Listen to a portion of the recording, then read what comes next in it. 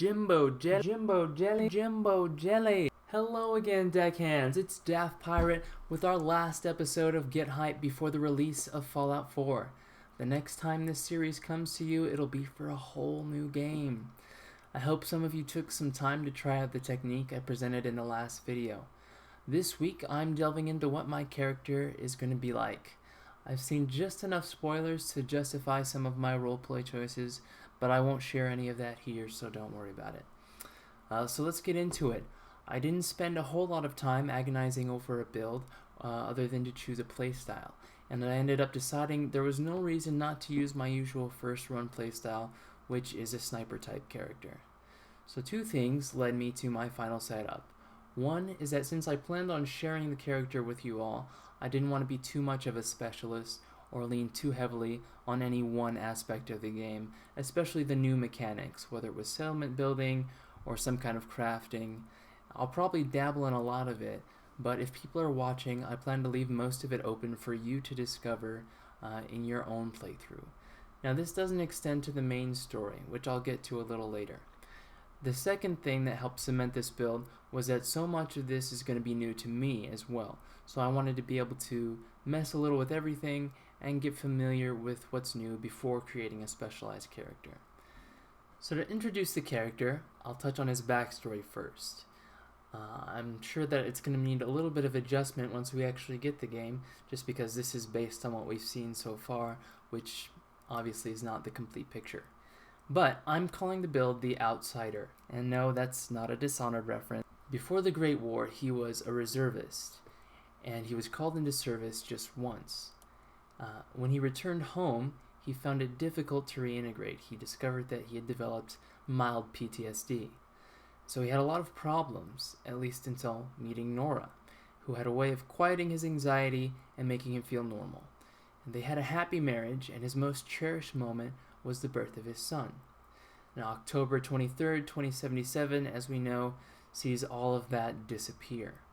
When he finally awakes, it's to a foreign, brutal landscape filled with abominations and people for whom the old world is just a fantasy.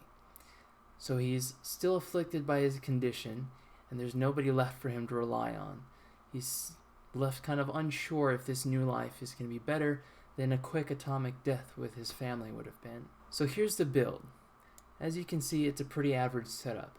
I've made a couple of little sacrifices in strength and charisma, reflecting some atrophy and cryosleep and his difficulty interacting with people in order to slightly improve everything else.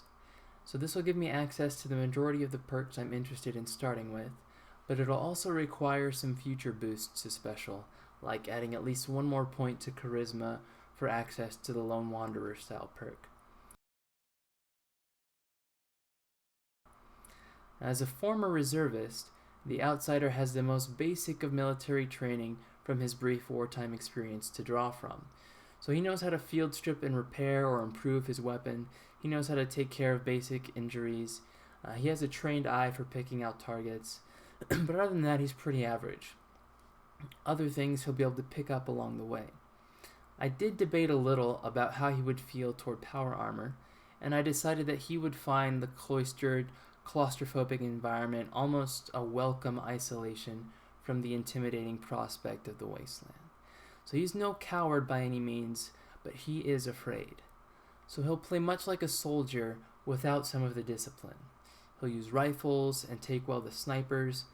Cover and range are going to be his tools for fighting, but when he can't have them, he'll also carry a shotgun, something that he can use pretty sparingly, saving ammo, but without having much experience or training with it. And he'll make frequent use of power armor as well, hopefully compensating for his lack of strength. In terms of roleplay, he'll be going solo. I might use dog meat now and then. I still haven't really decided on that. But definitely no humanoid or robot companions. He'll have a distant, sort of neutral attitude in dialogue, possibly with an occasional outburst depending on intense situations that might trigger his PTSD, but he is unlikely to let anyone really get to know him. And that's about all. I am dying for us to get our hands on this game and see where it takes us. Next week is going to go down like this. Thanks to a giveaway on the Fallout 4 forums, not the Bethesda one, the one linked in the description, I'll be ready to start playing when the game unlocks, which in my time zone will be at about 10 p.m. on the 9th. I plan on making full use of the Pip-Boy app, so there'll be commentary on that as well while I play. If you haven't already, please check out the stream that I exported here to the channel, listen to the commentary, and give me some feedback on it. That's probably about what you can expect from me during the during the Fallout 4 gameplay. To be honest, I'll probably say a lot less since I want to absorb every moment of the game, but that'll be the style and we'll see how it goes. The bulk of the stream is going to be playing through the main story, like I said earlier. So I'm going to be going through that for most of the gameplay, with occasional appropriate side quests, but mostly just through the main story so we can see what it's like, kind of as a review tool. So if people still haven't decided whether or not they want the game, they can use that to see what the writing is like, how they feel about it, at least in terms of the main story. I'll be streaming the game for as long as I feel physically able to function, supported by some snacks. When I can't anymore, I'll take a break for some sleep and pick back up again when I wake up. Most or all of that will be uploaded here on the channel, but I'll probably capture and upload it separately from the stream since the image quality seems to suffer a lot with the archived streams. I'll have another break sometime on the 10th for a little something special. Other than that, the 10th and the 11th will both be dedicated to playing the game and sharing it with you. After that, real life kicks back in. I'll try to have a streaming schedule sorted out by then, but tentatively I'm looking at streams from maybe about 8 to midnight on Wednesdays and Fridays, and from 10:30 to 12:30 on Tuesday and or Thursday, with Saturday being a wild card.